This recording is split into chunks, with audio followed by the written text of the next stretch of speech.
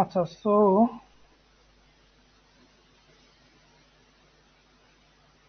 আমরা হচ্ছে লাস্ট আরেকটা ক্লাসে দেখছিলাম হচ্ছে জাভাস্ক্রিপ্টের আউটপুট কিভাবে দেখা যায়। হ্যাঁ, সো এই চারটা পদ্ধতিতে আপনি inner HTML, document dot right, window dot alert, console dot lock এই চারটা পদ্ধতি ব্যবহার করে আপনি জাভাস্ক্রিপ্টের আউটপুট দেখতে পারবেন। সবার মনে আছে তো বিষয়টা? তো এই আউটপুট দেখার বিষয়টা গেল, এটা আমরা আরেকটা ক্লাসে দেখছি। এখন হচ্ছে আমরা স্টেটমেন্টটা দেখি, ঠিক আছে? So JavaScript statement.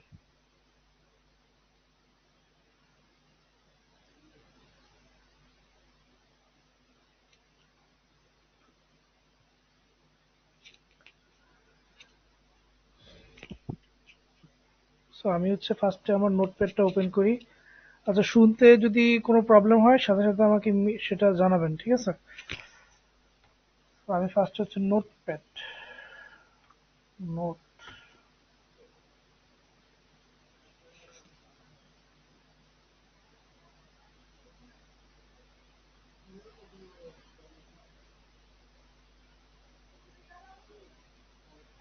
আমার নোটপ্যাড কি দেখতে পাচ্ছেন?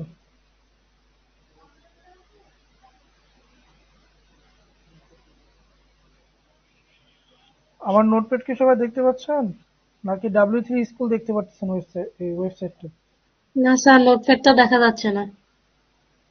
ওকে।